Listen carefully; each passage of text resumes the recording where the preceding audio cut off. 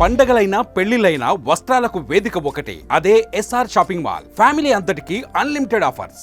దేశ రాజకీయాల్లో తనదైన శైలిలో ఎవరు ఊహించని ఒక సైలెంట్ రెవల్యూషన్గా చెప్పుకునేటువంటి ఆర్థికవేత్త, రాజీ లేని రాజకీయ నాయకుడిగా కనిపించేటువంటి వ్యక్తి మాజీ ప్రధాని మన్మోహన్ సింగ్. అనూహ్యంగా ఆయన మరణ వార్తని దేశం వినాల్సిన పరిస్థితి వచ్చింది. ఆయన కోలుకుంటున్నారు, పర్వాలేదు అనుకుంటున్నటువంటి తరుణంలో తుదిశ్వాస విడిచారు. ఒక ఆర్థికవేత్తగా ప్రపంచంలోనే తనదైన శైలిలో ముద్ర వేసినటువంటి మన్మోహన్ సింగ్ లేని లోటు దేశానికి ఏ విధంగా ఉండబోతుంది, అలానే దేశ రాజకీయాలతో పాటు ఆర్థిక వ్యవస్థ పైన ఆయన ముద్ర ఎలాంటిది, ఈ అంశాన్ని విశ్లేషించేటువంటి ప్రయత్నం చేద్దాం. మనతో పాటు ఏపీ కాంగ్రెస్ సీనియర్ నేత తులసిరెడ్డి గారు. తులసిరెడ్డి గారు నమస్కారం. నమస్తే. నమస్తే తులసిరెడ్డి గారు, కాంగ్రెస్ శకంలో నెహ్రూ కుటుంబం కాకుండా చూస్తే 10 ఏళ్ల పాటు ప్రధానిగా చేసినటువంటి ఏకైక వ్యక్తి. దేశ రాజకీయాల్లో కూడా రాజకీయాలతో సంబంధం లేకుండా రాజకీయాల్లో 33 ఏళ్ల పాటు కీలకమైన పదవుల్లో మనగలిగినటువంటి వ్యక్తి మన్మోహన్ సింగ్ గారి పాత్ర ఎలాంటిది దేశ ఆర్థిక అభివృద్ధిలో, ముఖ్యంగా సంస్కరణల యుగంలో? ఆ సమయంలో మీరు కూడా కాంగ్రెస్లో చాలా క్రియాశీలంగా ఉన్నటువంటి నాయకులు. సో మీకున్నటువంటి వ్యక్తిగతమైనటువంటి అనుబంధం కానీ ఆయన వ్యవహార శైలి కానీ ఎలా ఉండేది? జననము, బాల్యము, కౌమారము, యవనము, వార్ధక్యము, మరణము, ఇవి ప్రకృతి ధర్మాలు, సృష్టి ధర్మాలు.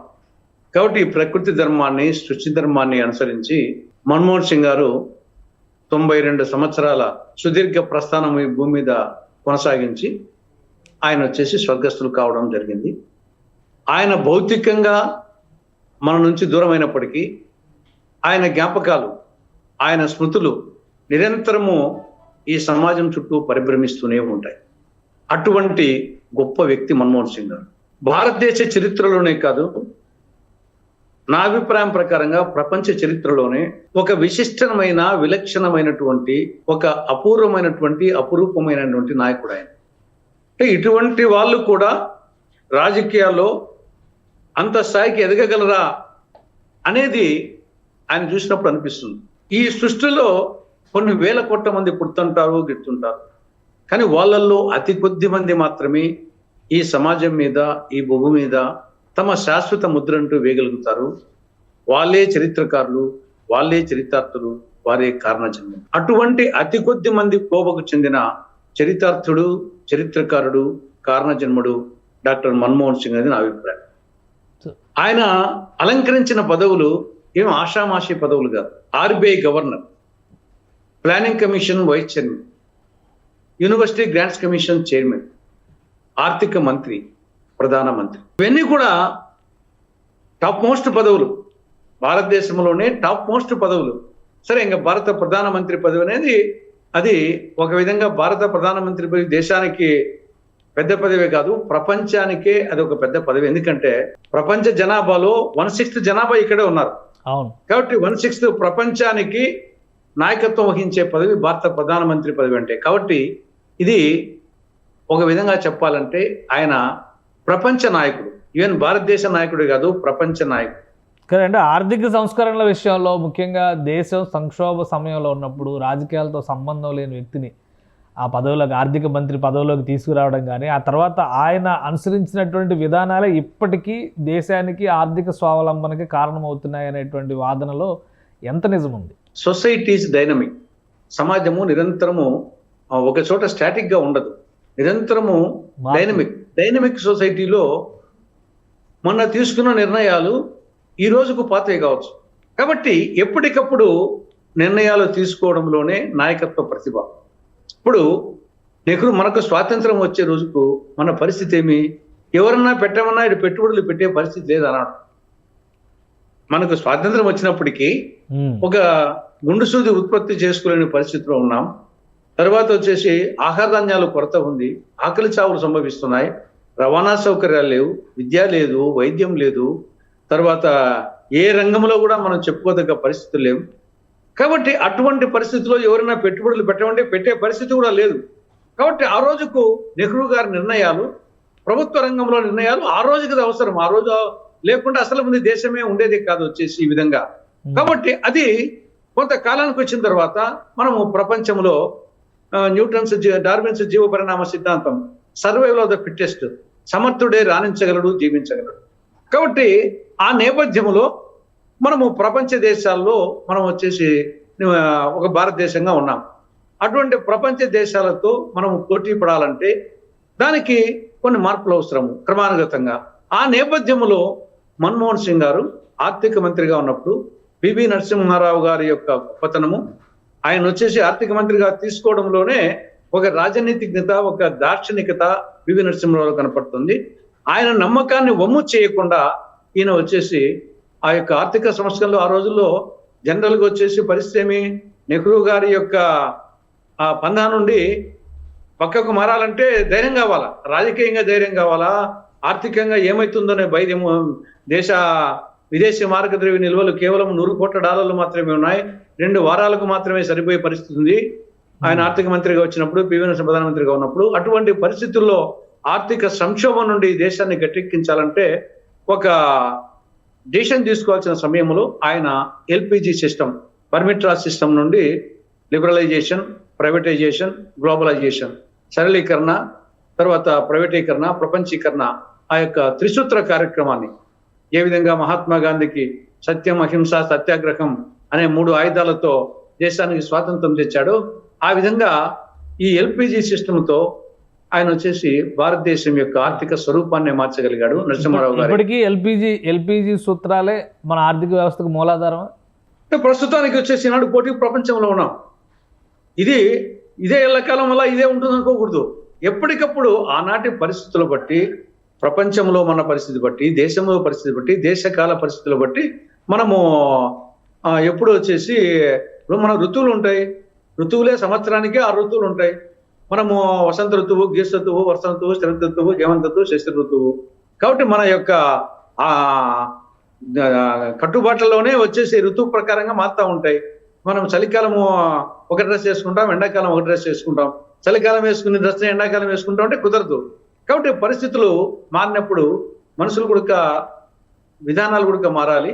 కాబట్టి ఆ ప్రకారంగా ఆనాటికి 1991లో పివి నరసింహారావు గారు ప్రధానమంత్రిగా, ఈయన ఆర్థిక మంత్రిగా తీసుకున్న రోజులకు ఆనాడు ఒక డైనమిక్ డెసిషన్ ఆర్థికంగా తీసుకోవాల్సిన సమయంలో తీసుకోవడం జరిగింది. దాని ఫలాలు అనుభవిస్తున్నాము. ఇది మరి ఈ పోటీ ప్రపంచంలో ఎన్నాళ్ళు కొనసాగుతోంది ఇప్పుడు కూడా. ఇది ఇలాగే పర్మనెంట్ గా ఉంటుంది అనుకోలేము మనము. కాబట్టి ఎప్పటికప్పుడు సమాజానికి తగ్గట్టు, ఆనాటి కాలమాన పరిస్థితి తగ్గట్టుగా నిర్ణయాలు తీసుకునే వాళ్ళే చరిత్రలో చిరస్థాయిగా నిలిచిపోతారు.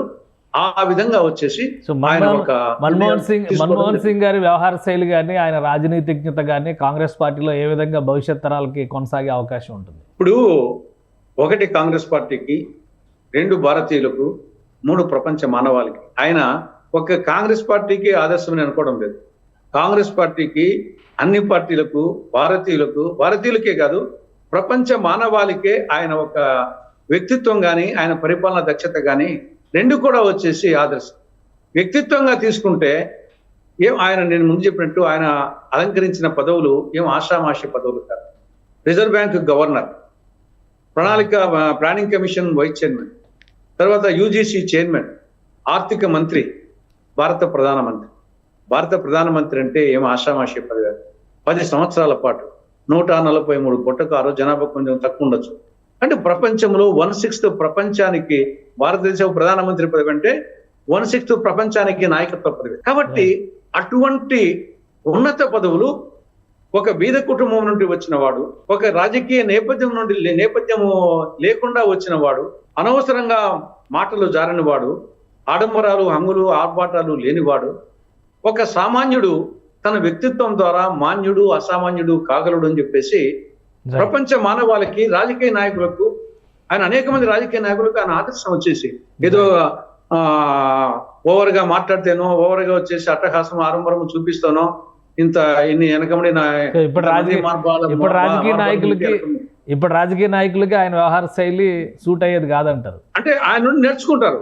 కనీసం కొందరన్నా మారుతారు, అందరూ మారదు. అందరూ అనేది సమాజంలో సాధ్యం కాదు. కానీ డెఫినెట్ గా ఇప్పటికీ మనము సత్యహరిచంద్ర గురించి, కృతయుగంలో సత్యహరిచంద్ర గురించి ఎందుకు అనుకుంటున్నాము? ఆయన గుణాలు. త్రేతాయుగంలో శ్రీరామచంద్ర గురించి ఎందుకు అనుకుంటున్నాము? ద్వాపరయుగంలో ధర్మరాజు గురించి ఎందుకు అనుకుంటున్నాము? కాబట్టి ఏ విధమైన ఒక వ్యక్తి కానీ అతని ఉన్నటువంటి గుణగణాలు సమాజానికి ప్రత్యక్షంగా పరోక్షంగా ఒక దిక్సూచిగా ఒక స్ఫూర్తిదాయకంగా ఉంటాయి.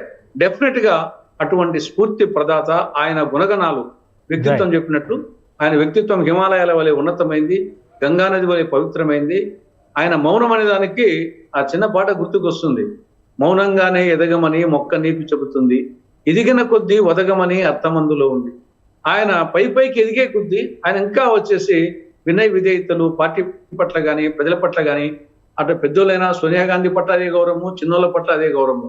కాబట్టి ఆయన అదొక స్థితప్రజ్ఞుడు. ఆయన వచ్చి చెప్పాలంటే భగవద్గీతలో కృష్ణ భగవాన్ చెప్పిన స్థితప్రజ్ఞుడు అనే దానికి కరెక్ట్ నిర్వచనం వచ్చేసి మన్మోహన్ సింగ్ గారు. సంతోషం వచ్చినప్పుడు ఉప్పొంగిపోవడము, కష్టాలు వచ్చినప్పుడు కుంగిపోవడము, లేదా ఇప్పుడు 1, 2, 3 అనుఒప్పందం అమెరికాతో, అప్పుడు గవర్నమెంట్ ఏమైనా పడిపోతుందేమో అనే భయం కూడా వచ్చింది. అయినప్పటికీ వెనక్కి తగ్గలేదు. అదేవిధంగా ఆయన హయాంలో వచ్చిన పథకాలు చిన్న పథకాలు కాదు.